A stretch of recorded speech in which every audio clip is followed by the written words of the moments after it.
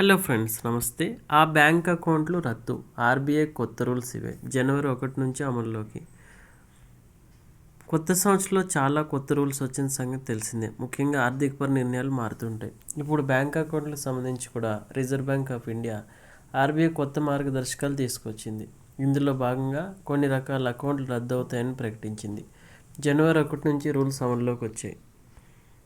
Bank ఖాతాలకు సంబంధించిన rules, ఇతర మార్గదర్శకాలు ఎప్పటికప్పుడు మారుతుంటాయి. ముఖ్యంగా ట్రాన్సాక్షన్కి సంబంధించి, ఖాతా వినియోగం గురించి ఇలా దాన్ని బట్టి రూల్స్ వేరువేరుగా ఉంటాయి. రాహుల్కి ఒక ప్రైవేట్ బ్యాంకులో సేవింగ్స్ అకౌంట్ ఉందనుకుందాం. ఎప్పుడో 6-7 ఏళ్ల కిందట తెరిచిన ఖాతా అది. అయితే పేరుకే ఖాతా ఉంది, కానీ దాంట్లో ఎలాంటి ట్రాన్సాక్షన్ జరపలేదు. అసలు దాంట్లో కనీస డబ్బు నిల్వ కూడా లేదు. దీంతో బ్యాంక్ ఛార్జీలు విధించడం ప్రారంభించింది.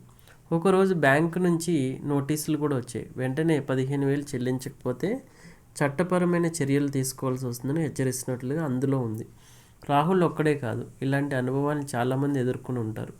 అందుకే మీరు తీసుకుని మీ దగ్గర ఉన్న అకౌంట్లు ఒకసారి పరిశీలించుకోవడం ముఖ్యం. చాలామంది ఇప్పటి అవసరాల దృష్ట్యా ఒకటికి మించి బ్యాంక్ అకౌంట్లు తీసుకుంటున్నారు. ఉద్యోగం మారితే సాలరీ అకౌంట్లని, ఇతర అవసరాల కోసం సేవింగ్స్ అకౌంట్లు తీసుకుంటారు.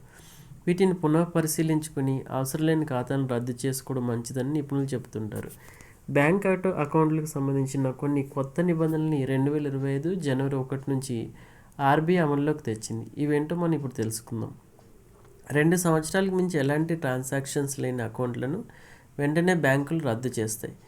ఎక్కువగా ఇవి దుర్వినియోగం అయ్యే అవకాశాలు ఉన్నాయన్న బ్యాంకుల ఆలోచనే దీనికి కారణం. మీకు కూడా ఇలాంటి బ్యాంక్ ఖాతాలు ఉండి ఇవి అవసరం అనుకుంటే వెంటనే బ్యాంకు సంప్రదించాల్సి ఉంటుంది.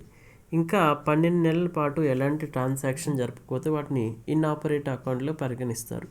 వీటిని కూడా తొందరగా యాక్టివేట్ చేసుకోకుంటే బ్యాంకులు ఈ ఖాతాలను కూడా నిలిపేస్తాయి. కొన్ని సేవింగ్స్ అకౌంట్లో కనీస నిల్వ ఉంచాల్సిన అవసరం ఉంటుంది. అంటే మినిమం బ్యాలెన్స్ అన్నమాట. ఇలా కాకుండా ఎక్కువ కాలం పాటు జీరో బ్యాలెన్స్ ఉన్న అకౌంట్లు కూడా బ్యాంకులు రద్దు చేస్తాయని గుర్తుంచుకోవాలి. వీటికి తోడు కేవైసీ నిబంధనలు సరిగ్గా లేని అకౌంట్లు కూడా అలాగే ఇబ్బందులు ఉంటాయి. అందుకే ఒకసారి మీకు ఉన్న అకౌంట్ వివరాలన్నీ సరిచూసుకోండి. రద్దు అవుతుందని అనుకుంటే అప్పుడు బ్యాంకును సంప్రదించి మీ ఖాతాలు సరిగ్గా ఉన్నాయో లేదో చూసుకోండి.